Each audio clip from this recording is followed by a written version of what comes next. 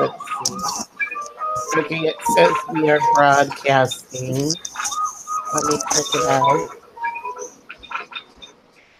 Because I've never done it like this before. Okay, I see us. We're broadcasting. Okay. Okay, so I'm gonna post. I'm gonna post real quick to my pages here. Give me a drink, please.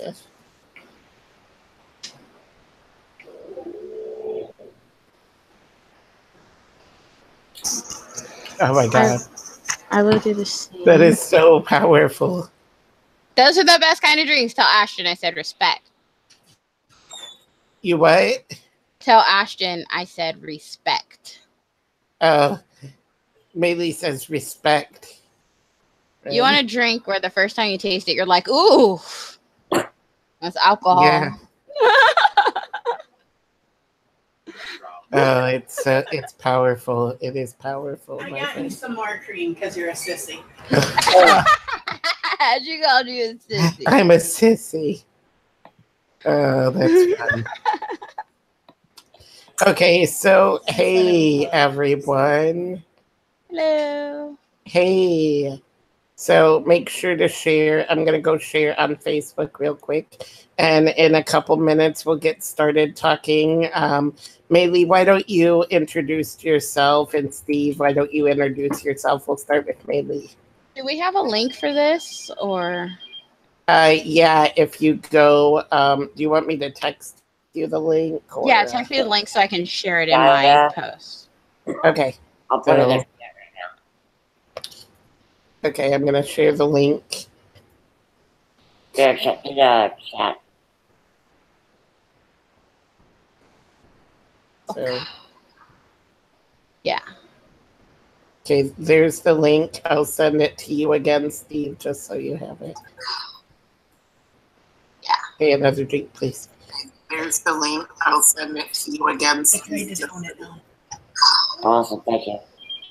Okay, another drink, please. There's the link. I'll send it to you again, Steve. Nice to see you, Steve. Oh, there's still a burn, though. Oh my god. It's good, but there's still a burn. Okay, well, this is about to be cream plus a splash of liquor. So. I like her recipe. I like her recipe. He says you're funny. So, yeah, Mae, do you want to introduce yourself? Yes, I'm MaeLee Johnson, and I'm a disability rights activist and community builder, and I am the founder of Chronic Loaf, which is a 24/7 streaming channel for the disabled and mentally ill and deaf and blind community to hang out and watch TV and chat with each other all throughout the day and night. And I'm really excited to be here having some fun with Inebriated Activism with you guys. Great. What about you, Steve? My name is Steve Way, and I am an actor, a comedian, a motivational speaker, and a high school substitute teacher. And I'm gay. And I'm the designated driver for this. Well, I don't want you to have to stand and wait for me. I guess I'm the only one not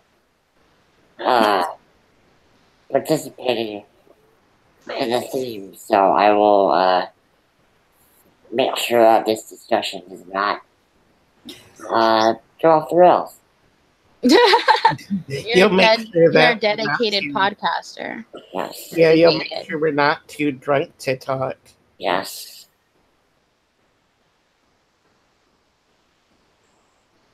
Well, that's if you many of you know me, I'm Dominick, and I don't smile unless I drink. So you know that I'm drinking because I'm smiling. So You're also red.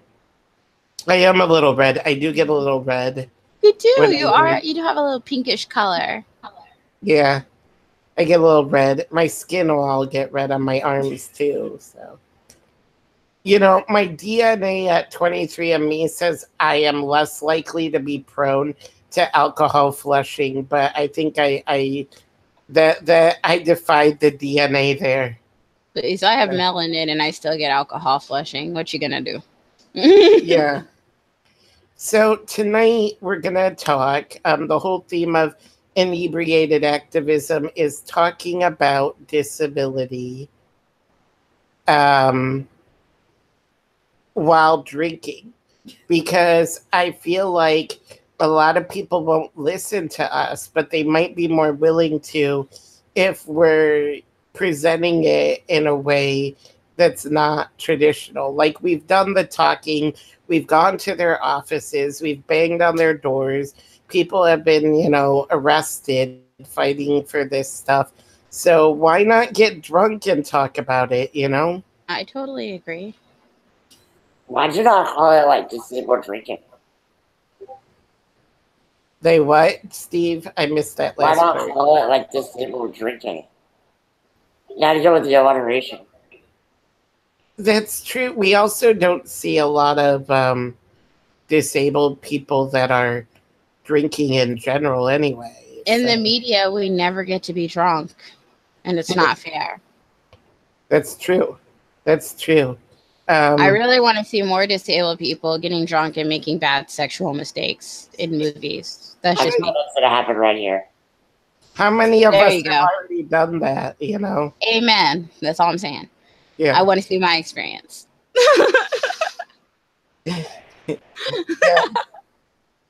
So tonight we are talking about the Disability Integration Act. Has anybody done their homework? I know a little bit about it, but I did the assigned reading.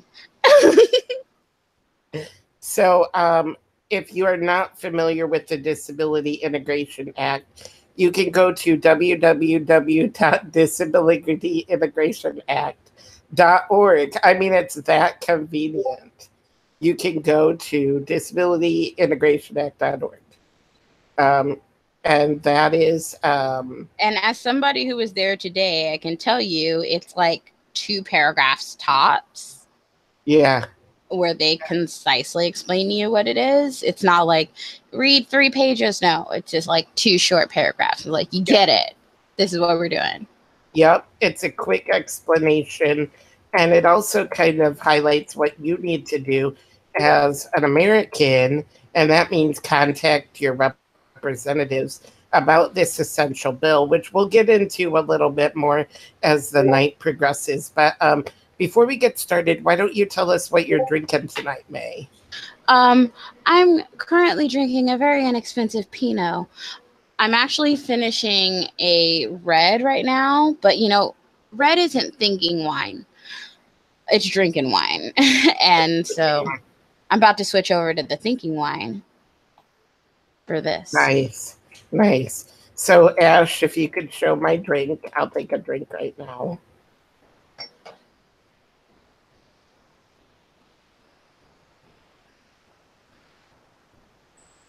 Oh, and for people not watching and just listening, that's Pinot Grigio, not Pinot Noir. Nice, nice. So, Ashton, could you tell us what we have here? No. He's not even drunk, and she's got... Well, I love the delightful pettiness of your wife. So, what am I drinking? You're drinking. I don't know. You told me I had the wrong name for it. Okay, so where Ash worked in Michigan, it was called a wet pussy. It's called a wet pussy. But a real wet pussy, according to bartenders, includes gin, rum, vodka, peach schnapps, and pineapple juice. And it doesn't include any of that. So what does it include? It includes Tippy Cow, vanilla soft serve, rum. Tippy Cow, vanilla soft serve, rum. It's very cumbersome name. And razzmatazz. And razzmatazz. And And lots of cream because you can't handle And lots of cream. alcohol. Well, it's not that I can't handle it, but like, you know how when you drink cough syrup and it's like got alcohol in it, and so it's got that burn. It kind of like initially reminds me of cough syrup, but it doesn't quite taste like bad. To be clear, it's cute that you have your pink tint, but you would be tomato red if I would not have added more cream to this drink. Well, that's because you put like 15 shots of. It's inebriated activism, not. Yeah, she's being accurate, okay? Right. So. Right. Anything you want to add? Is now our off-screen character. Ashton is our off-screen entertainment. Thank you. I'll be here all day. I think you would like a pink panties. I think it's like pink lemonade, rum or tequila, and then Cool Whip, I want to say. You use Cool Whip from Almost Frozen. Oh. I appreciate any drink with Cool Whip in it. Yeah. See, there you go. You blend it up real quick, and it's called a pink panties. Yeah. So my thing throughout this series is going to be it exotically fruity and like what I call frou-frou liquor, because I I don't like the taste of liquor. So like I like liquor, but like I like gummy bear, you know, the Sour Patch Kids or the drug root beer or the. You'll be drinking drinks stereotypically ordered by women who like pumpkin spice lattes. Ouch! That's wonderful. Oh. Also, though, you know, most people don't like the taste of coffee, hence why pumpkin spice lattes exist. Yeah. And I so... Yeah, I don't mind the taste of coffee that much, so... Just get used to it. You just suck it up.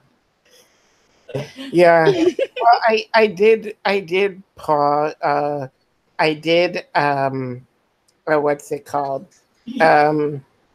You know, when you put the tube in your mouth at college. Beer funnel? Yeah, I there's a name for it. What's it called?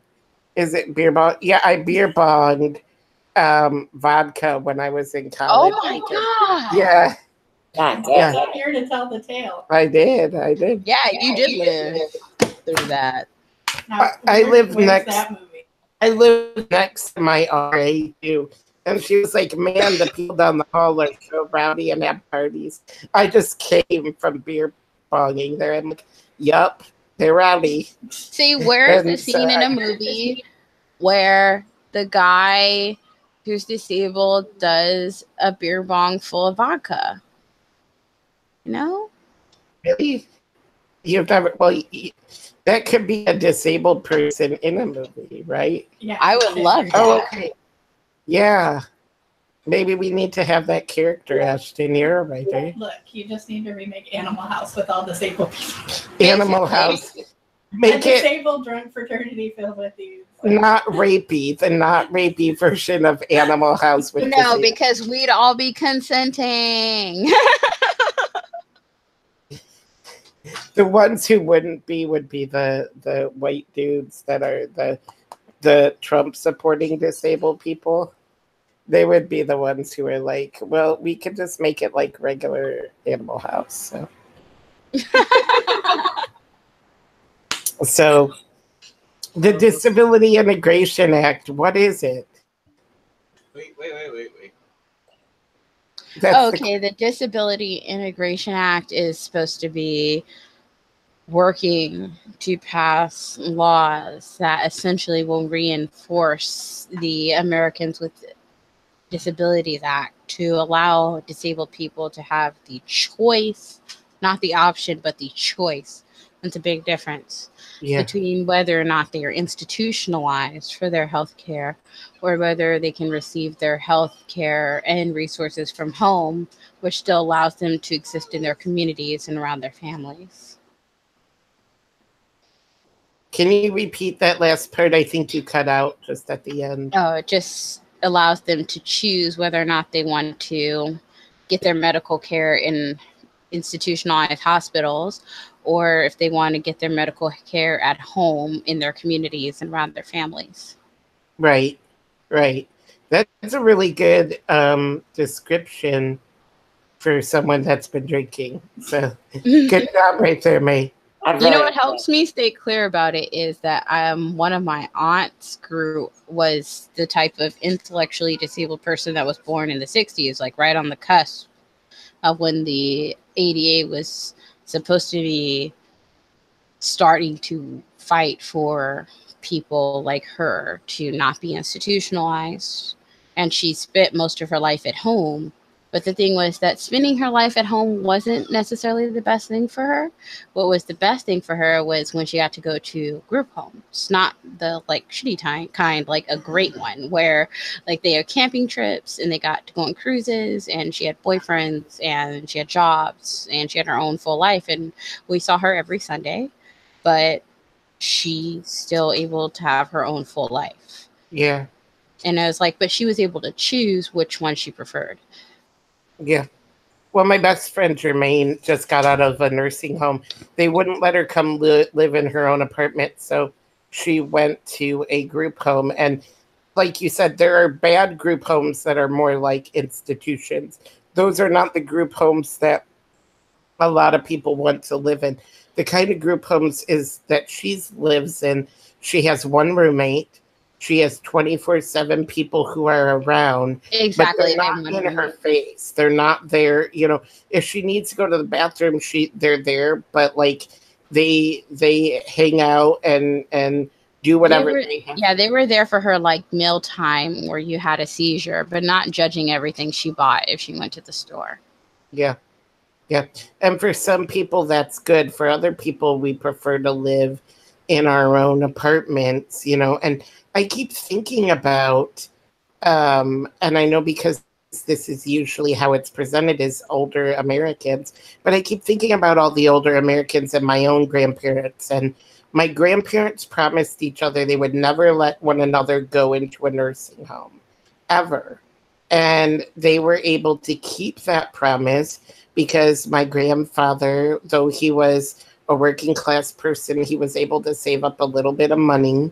And he fought to keep my grandma when she had Alzheimer's from going, and he got her hospice and home care. So she it was really up until the end when they had to put her in hospice when she was dying, like when she only had a few days left. But she never went into an institution. And how many couples want that for themselves, but aren't as lucky as they are, who want to die at home? They don't want to die in an institution. And so if you're older and that's what you want, imagine if you're our age. I'm in my 30s. Steve, you're what, late 20s, early 30s? Both of you are late 20s, early 30s? I'm 27. I'm 30. Okay, so we're all around the late 20s to late 30s. And I've already thought about, like, you know, being Grey Gardensing with, like, you guys.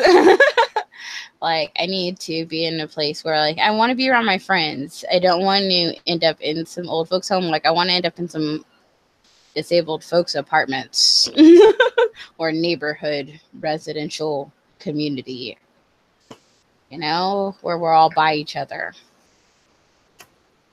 You know, I always say when I'm rich, what I want to do is I want to take some of my money to make an apartment building in major cities, but this really should be everywhere.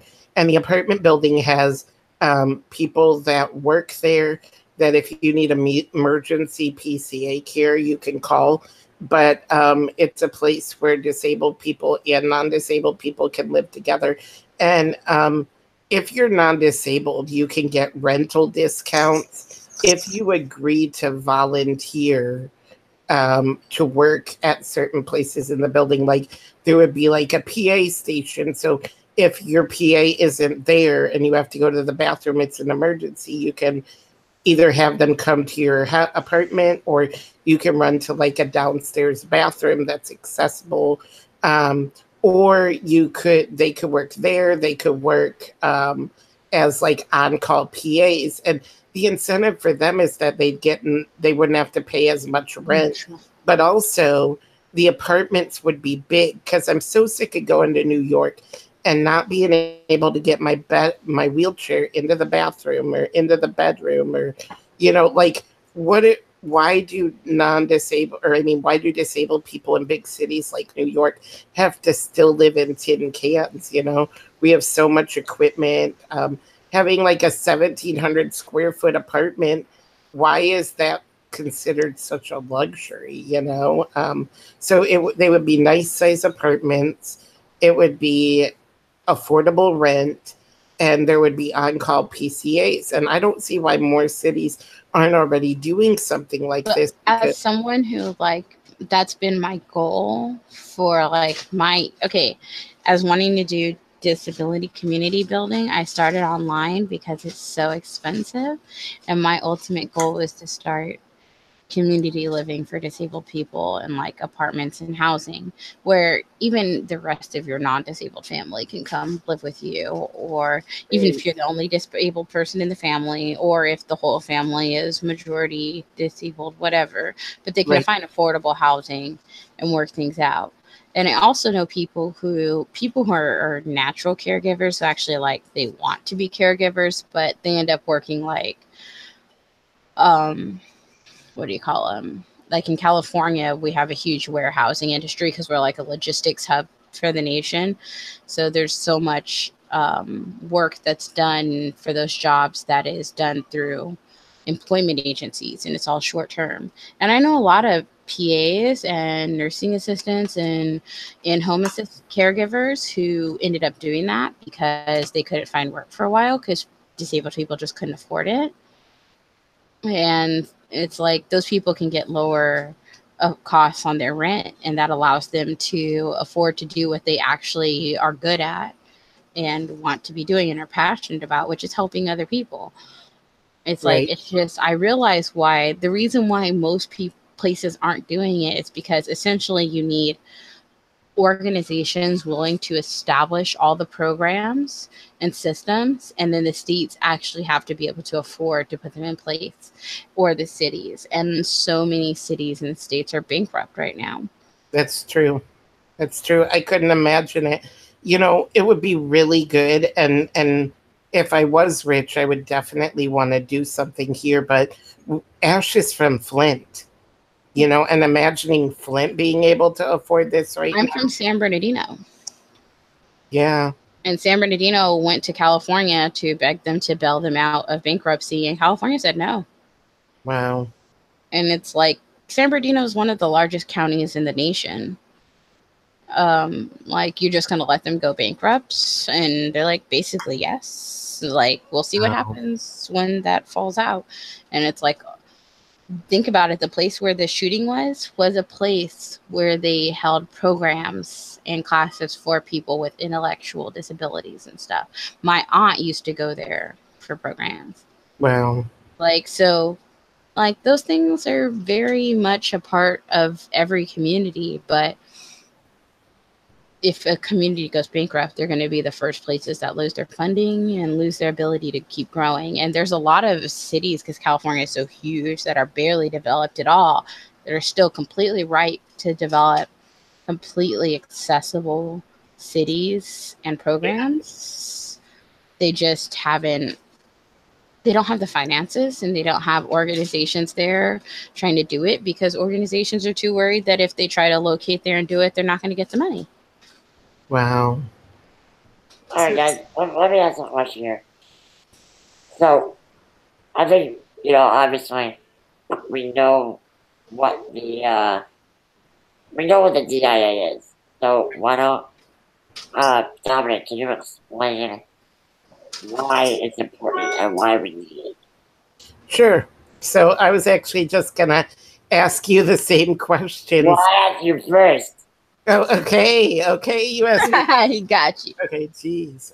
This show is becoming pick on Dominick, so no. You feel that way, but it's not. Yeah, it's not. It's not. But y'all think with We're it. laughing with you. You're laughing with me, not at me.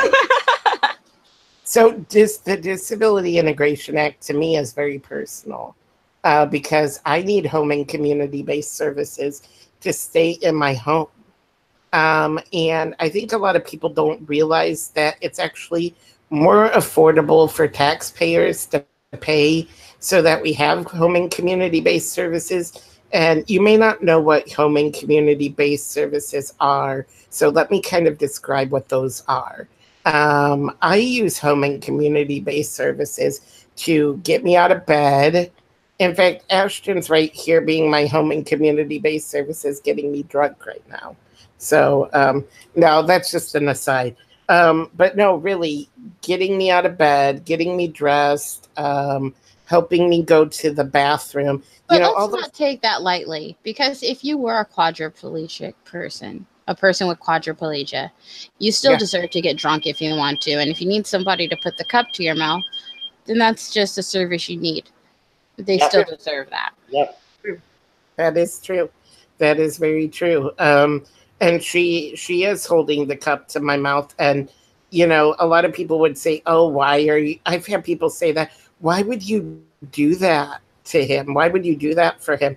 Well, I chose it. Why can't I, why can't I drink like everyone else? It's the only time you smile. Of course it is the only time I smile. I constantly have people telling me. Also, you weren't in an accident because of a DUI. Like, what the fuck? Why do you deserve to not drink like every other person? You just were born and you're living your life and you want to drink along that path like everybody else. The difference is you're asking your wife if she could bring the cup to you. Right, exactly. I don't think that's a big deal. Speaking of which, Steve, while I'm drinking, why don't you explain why it's important to you? Yes, enjoy. Well, I think, for me, it gives me the opportunity to move out of my parents' house, to live with my girlfriend and not have to worry, that if something were to happen to her, that I have to go live like in a nursing home. Yeah. So it's peace of mind, not just for me, but for my girlfriend, for my parents, for my friends, my family. Knowing that if something were to happen to everyone around me, I'm not, shit out of luck. Yeah. And I think right now the big thing for all of us is that we always have that fear in the back of our heads. Where that if something were to happen to our loved ones like tomorrow, what's going to happen to us? There really is no contingency plan. Like, I love my mother. My mother's very supportive of my life. But we don't live together well. We both agree with that. It's not good for either of our mental health to live together. We clash in violent ways. But like, when my husband broke up with me, I was living with my mother because he wanted to save for a new place. And he was just abruptly like, I'm going to go. And I was like, you can't leave me here. But I didn't have a choice but to do the disabled person's way of working your way out of that, which takes way longer. Oh, so long. And that's the scary thing when you're like, you can't trap me back. I don't want to get trapped back in any situation for any reason because I don't have the right to not be there. Yeah. And also as disabled people, we deserve choices because when I was a teenager and I wanted to get out of my mom's house because my mom was not very nice. When I came out, things became kind of, how do I describe it as? Not safe for me, I guess is a good way to describe it. We would have screaming matches. Sometimes she would smack me across the face. And then she would apologize. Like, I remember one night, she slapped me really hard across the face because I was mouthy. And then she woke me up in the middle of the night. And this is a form of abuse, too. She woke me up knowing that I will say anything to get you to put me back to sleep. And she's like, I won't let you go back to sleep until you accept my apology. That is horrible. Yeah. So I was But just it's like, also high key abusive to slap someone who can't just like chase after you and hit you back. right. Like, it's one thing to hit someone that's automatically abusive, but to hit someone that you know can't even come after you and get you back, you could just take 4 steps back and be like, what? Like, you did that on purpose. You did that on purpose to degrade them and to hurt them. Even if you didn't hit them that hard, you wanted them to know that you could do it. She was not in control, you know? She was not in control of herself. And so she just wailed on me. And she didn't hit me that often, but she was verbally abusive. And she would, there was a lot of abuse around my care. That was a big thing. It was always my care. And this is why the Disability Integration Act is so important. She would do things like, my brother and I had separate rules. My brother could stay out late, do whatever he wanted, because he could put himself in bed. But I remember we went to our church festival. Of all things, our Catholic church festival, our Catholic church was in our town. I lived in a small town. I could ride my wheelchair to my Catholic church. And so it was like maybe 6-7 blocks from my house. So it was late and my brother was there.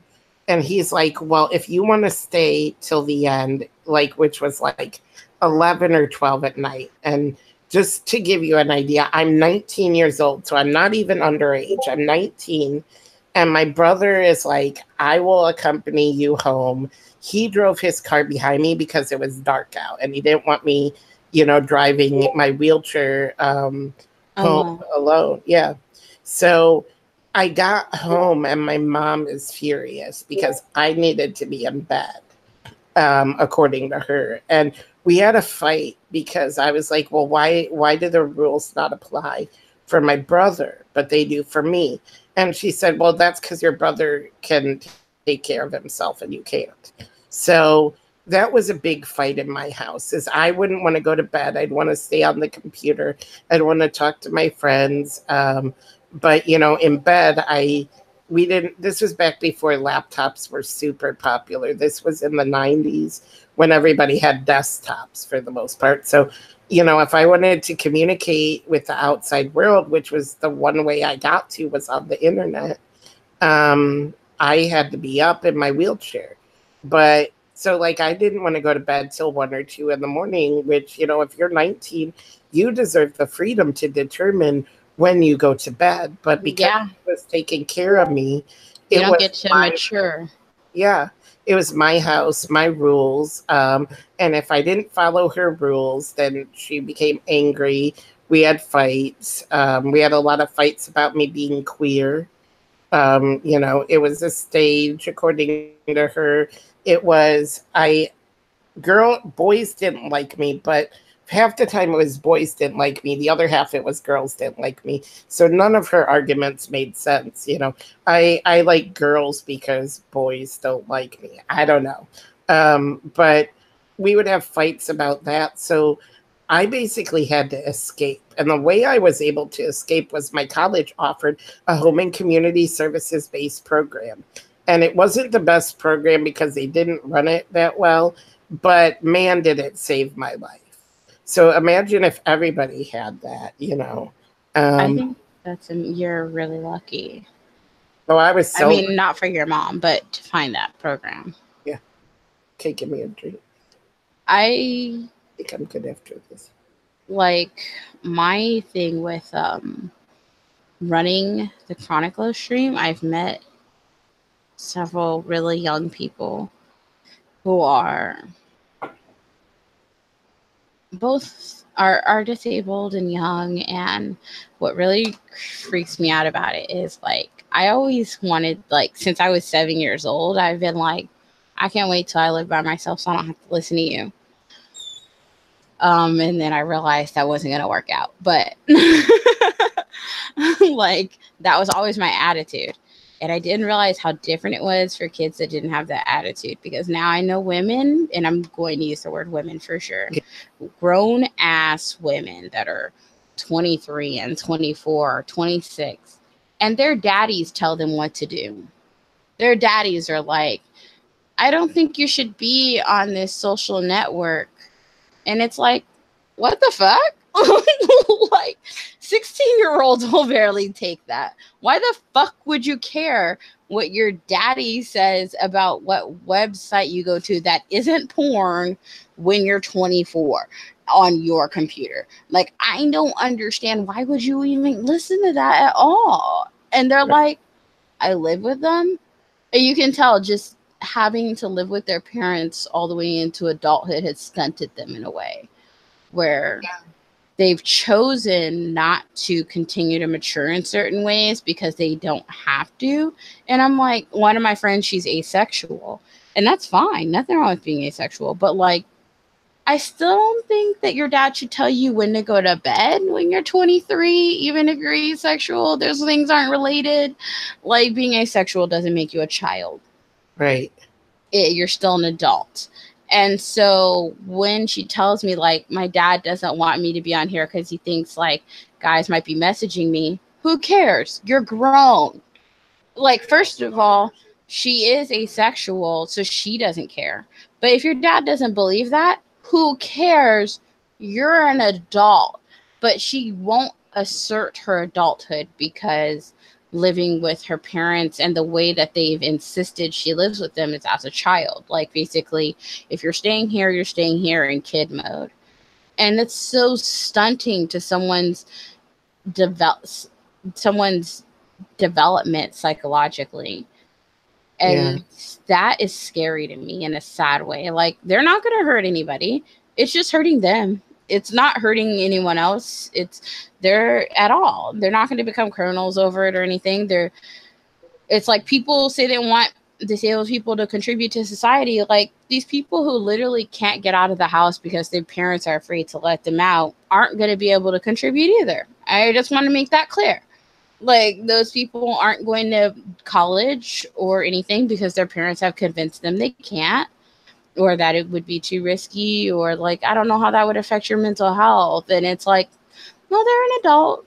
They have to like take baby steps towards figuring out how it affects their mental health and dealing with that with their medical care. Like, that's how that works. But it's really stunting how a lot of parents handle that. And that's become really important to me because, like, the first things that I personally were affected by were probably more like when I was in a really neglectful marriage and I realized you don't just have somewhere to go. Right. If you don't want to go like back into a different abusive situation or a different neglectful situation. Because with so many people, when you have invisible disabilities, their belief is if they're keeping you alive, they've done enough. Yeah. And you're like, I actually have a lot more needs. But they're like, you're still alive, so we're fine. Until doctor tells me you're imminently dying, I'm doing great. Well, even then, I can't tell you how many doctors have told people like me and Steve that we're dying, you know. True. Yeah. So for people like me, what they tell you is like, never apply for disability because you're giving up hope. Yeah. And I'm like, how the fuck am I giving up hope? I've been diagnosed with 4 or 5 different disabilities since I was 15 years old. I just want to acknowledge that I'm disabled. Like, that's not giving up hope. Right. And that's, I've had my favorite doctor has told me that.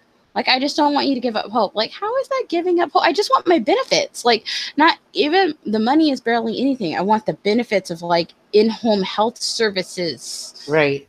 Like, not having to pay that out of pocket would save my life. Like that type of thing is what I need. Not, people don't realize that there almost needs to be a separate, we really need laws that are changing the disability system because we just need to be put into that system when we're diagnosed with a disability. I think what we really have to do is get rid of the for-profit healthcare system. Wouldn't that be a wonderland of dreams and rainbows? I think it's possible. I think it's possible. When Hillary Clinton was on the campaign, she had a group of disabled people, and I was part of that.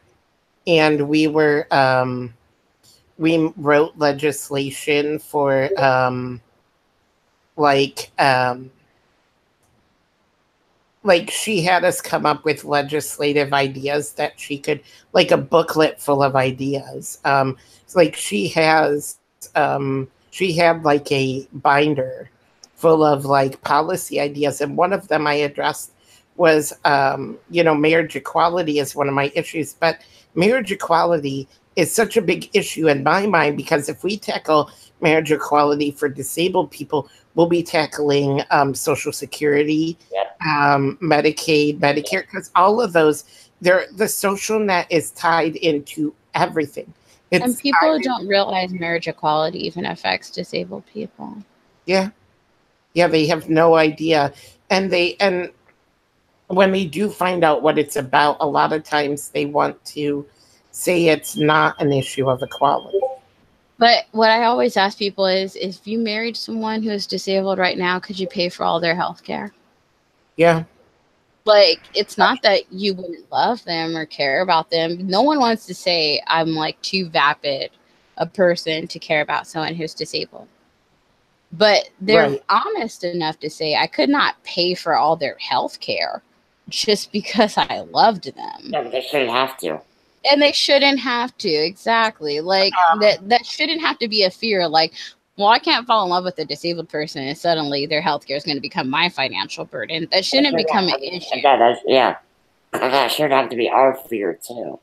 Yeah, that like no one can be with. I can't get married because someone would have to pay all my medical bills, or I'll have to find a job so amazing that they want to both hire me and pay all my medical bills.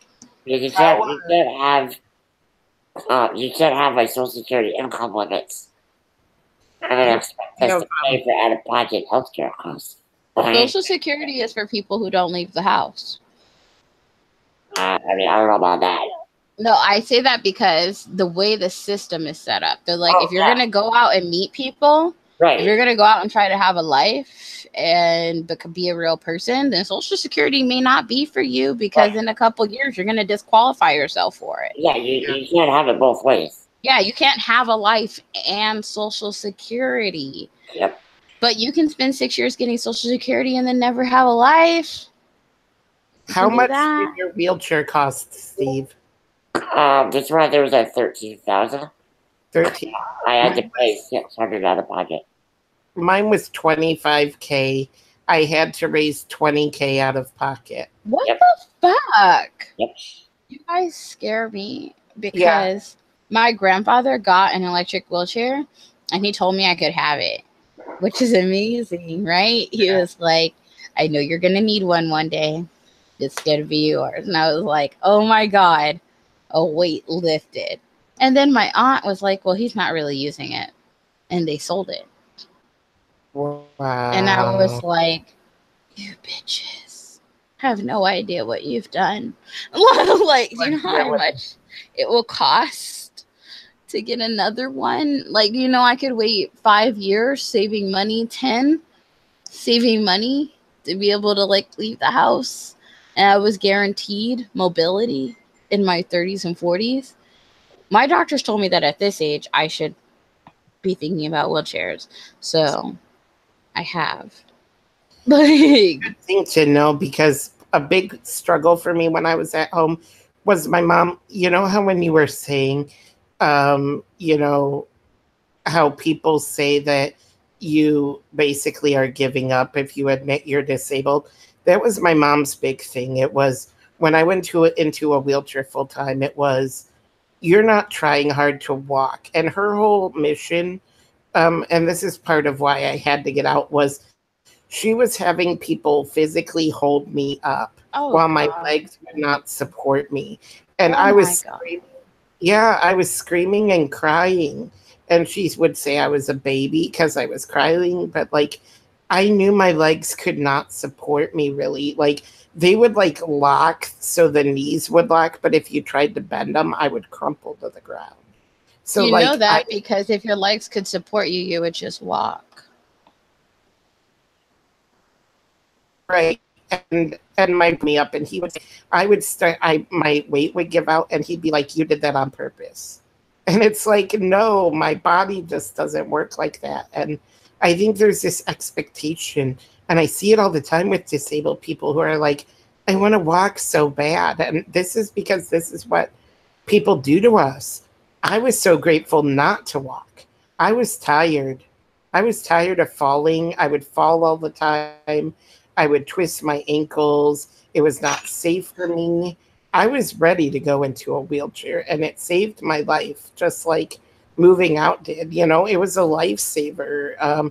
I was left behind all the time, you know, and for my mom to say, well, you have to go back to walking because basically you're less of a person if you don't. That's the kind of attitudes, you know, a lot of people face, where they feel like they have to do more than they're capable of, you know. Or I knew a girl that needed home and community-based services, but she would have had to admit she was disabled to get them, and she didn't want to say, I'm disabled, because of the way that label, the way you're treated for being. My dad told me not to let my doctors have me file for disability, or I wouldn't get jobs. Mm. He was like, if once you've filed for disability, people won't hire you, so you can never do it. Yeah. All right, guys. Oh, sorry. Sorry, just dealing with continue. horrific trolls on my stream. Oh, guys, anyone who's a streamer, be careful out there. Trolls are getting worse. You have had some brutal trolls. I had a brutal one just now. Wow. Well, in case we don't have any trolls watching the YouTube feed right now, if anybody has any questions for us, we will most certainly answer those. Dominic, I want you to talk about how people can become active with this. Yeah. How can people become engaged with raising awareness for the DIA and for making sure that this gets passed? Yeah. Okay, so the first thing you need to do is you need to learn what the Disability Integration Act is. Mae said, you know, the website's really easy to navigate. It's a couple paragraphs for each page or section.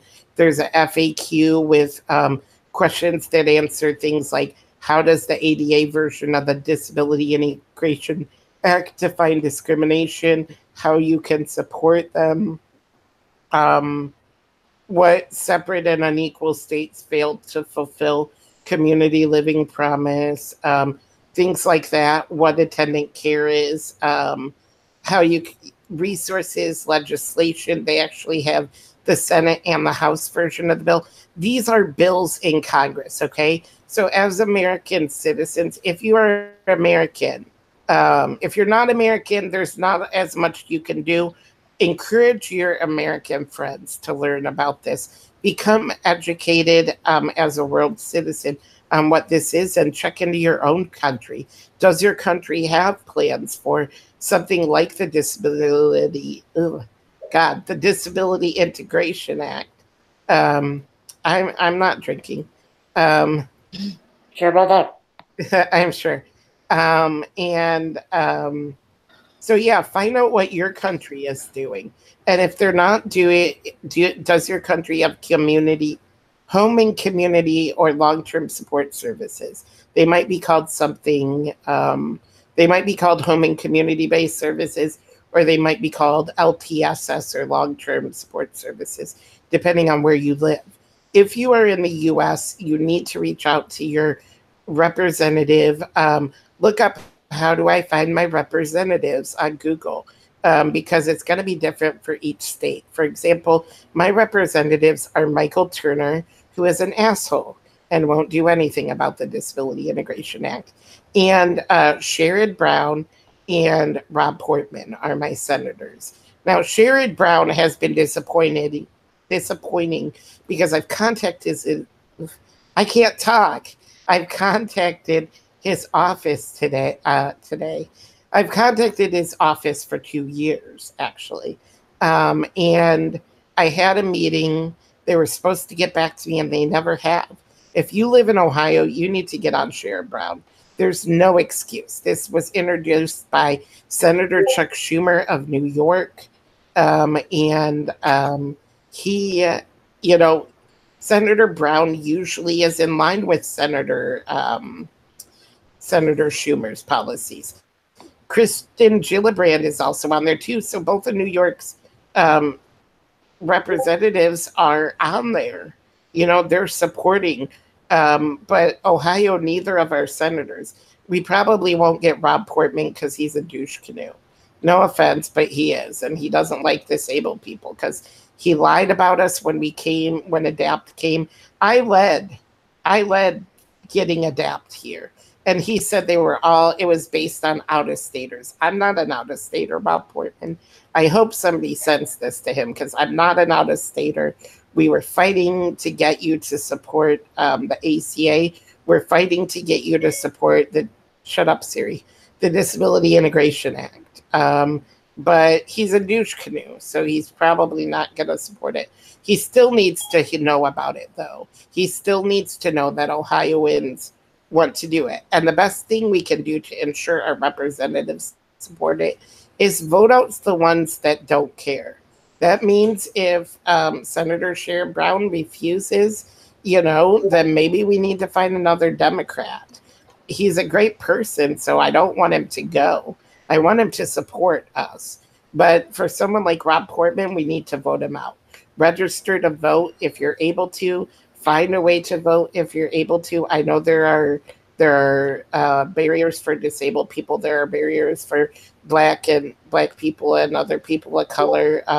But we have to try to vote. We have to try to get there. We have to try to get these people out. Another thing you can do is educate your family and friends about it. The more people that are calling our representatives, the more people, the more senators we can get. And we don't just want them to say, yeah, I'm going to support it. They need to be a sponsor, because if they're a sponsor, that means they're going to vote for it. That means we're guaranteed their vote. So you need to get them to sign on as a sponsor. We want to have so many sponsors for this that the rest of the senators say, well, we have to get on this bandwagon. We're not gonna lose if we, we don't want to be on the losing side. That's what it is in Washington, really. Which is really sad. Yeah. That we have to basically beat it into our senators that, you're so career oriented. Yeah. So. MaeLee, do you have anything to add to that? I think Dominick seriously covered it. Because basically your best shot is to advocate to your representatives. And then when your representatives don't respond to your advocacy, don't vote for them again. Yeah. Because a lot of states do reelect people who represent them and don't represent them well. So we only have a short handful of senators who have signed on. This is depressing. Okay, right now I can literally name the list. Yep. Now, if you're listening, I'm going to name this list real quick. Senator Robert Casey from Pennsylvania and Senator Elizabeth Warren from Massachusetts were the first two people, the original co-sponsors with Senator Chuck Schumer. So if you live in Massachusetts, Pennsylvania, or New York, pat yourself on the back. We also have Senator Tammy Baldwin from Wisconsin, Senator Bernie Sanders from Vermont. You okay, Mae? Yeah. Okay. My shoulders just started hurting. Senator Mike. This list is actually one shorter. Why is it one shorter? Because one of the co-sponsors is Al Franken. Oh, yeah.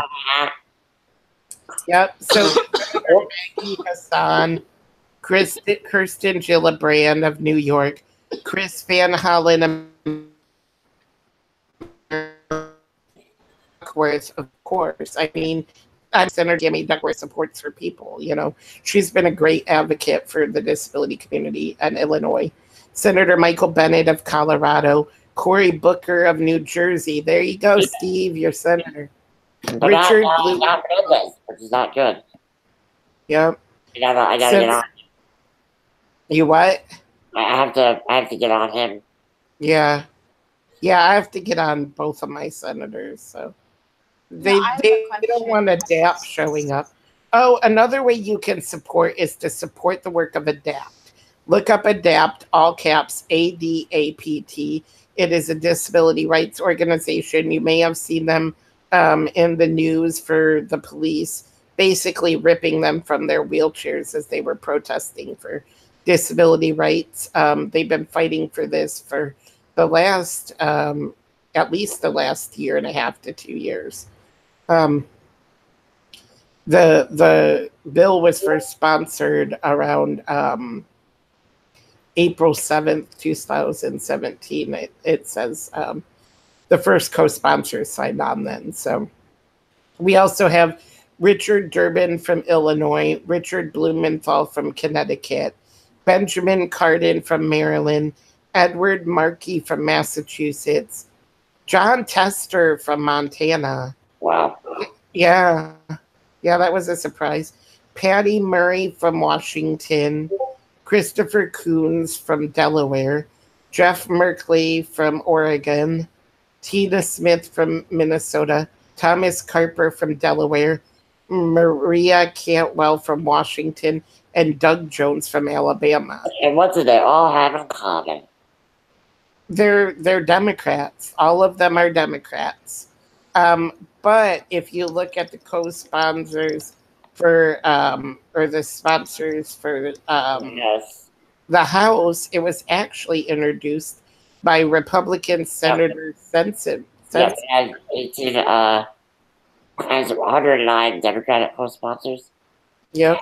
18 Republican for a total of 127, which is... I'm not saying they're soulless. I'm just saying that the numbers say something Yes. that For we certain. all need to take time to think about. Yeah. Yep.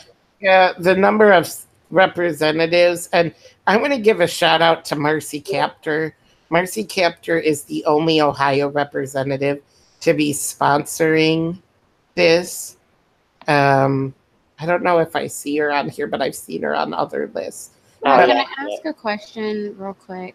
Sure. The community first supporters like California and Washington and Oregon and blah, blah, blah, are they supporting the DIA or do they need to commit support to that separately? I have no idea about that. That's a good question. You know, the person who might know about that is the heads of ADAPT. Anita Cameron might know, or Bruce Starling. They might have an answer to that. Because I'm way down here in the South. I'm not up in the North like some, but I am in California, so those are my representatives. And I'm like, if I do need to bug them about that, I should know. I just know these are the type of issues that I've seen so far they've been on the right side of. So I was hoping that they'd committed their support to the DIA the way they committed their support to Community First. Yeah. Well, anyhow, I was gonna say Marcy Kaptur has known my family, which is why, yep, she's right there on 8/25/2017. Representative Marcy Kaptur, the Democratic from Ohio 9. She represents Toledo, where I'm from. My grandparents worked on her first campaign back in the 1980s. And anytime I've ever needed anything, Marcy Kaptur, we've just had to call her. So she's the only person from my state that sponsored it. And I can't help but think she knew a disabled person. And also her former communications director, I went to school with the son of him. So I was very familiar. You know, she's always been big into helping with disability rights. So I hate that it's just the people that know disabled people, though. You know? Just like everyone used to hate when it was just the people that knew Black people, you know? Yeah. Like, not to compare both, but the way human empathy works is like not through faith, but through evidence. Like, It's true. they're like, we don't believe in just having faith in the good of people trying to survive and not asking for more than they need. We believe in you either you're just trying to steal from us or you have evidence they absolutely need it. Basically, it's The Walking Dead. It's basically The Walking Dead, but in politics. Yeah. And they're just like, prove to us that you both need to survive, but don't want to survive so much that you kill a lot of innocent people. Yeah. Yep. Exactly. Exactly. All right, guys. Well, I don't know about you, but I have to get going. Yep. Do you want to continue, or should we wrap it up? I think we should wrap it up. I think it's about time. So. All right. So, I guess in closing, go bother your elected officials. For sure. Support the Disability Integration Act. Go vote in the midterms. Get these traitors out of office. Yep, keep drinking. Yeah. Yeah, have one for me. Thank you. Vote for Steve. Vote for Steve. Vote for Steve. Yeah, soon. Yeah. So, yeah, Dominick. That was my one for Steve. Oh, thank you. Dominick, where can they find us? What? Can you repeat that? Where can they find us? Where can they find us? They can find us on Twitter. You can find us on YouTube. You can find MaeLee on Rabbit. And you can find me on Twitch. I will post our links. I will post the links below this video. And we'll be able to share the video once I put closed captioning on it. So this video will be up forever to remind us of how Dom and MaeLee got drunk and Steve just sat there and laughed at us now. I mean, I enjoyed that, so I can't wait to do it again. Yeah.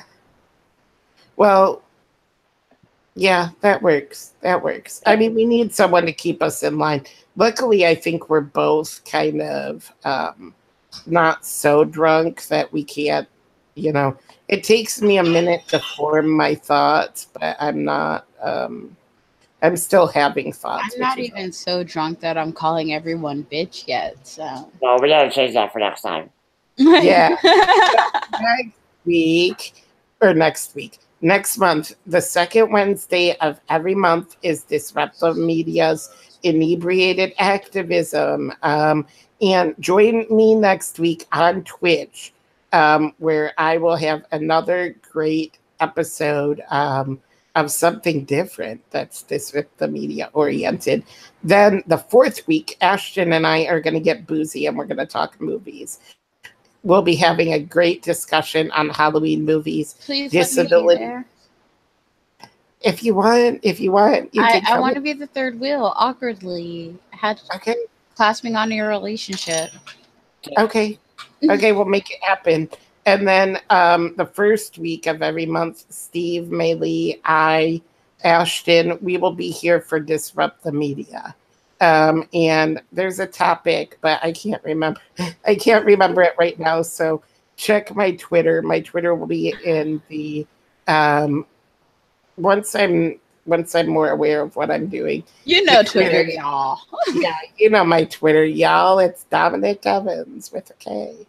So but all that information will be there. We're gonna talk about a great topic with somebody. It's gonna happen. Shouldn't you say with a CK? Because it's with a CK?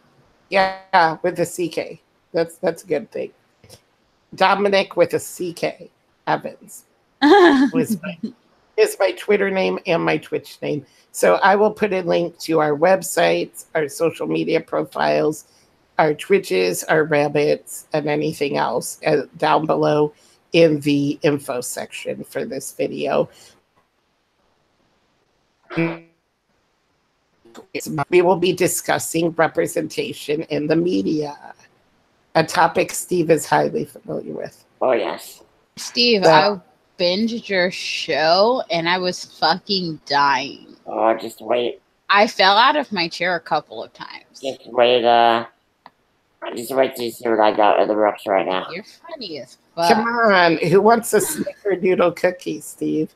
Oh, I cannot talk about it yet. I am held by law to not talk about it, so.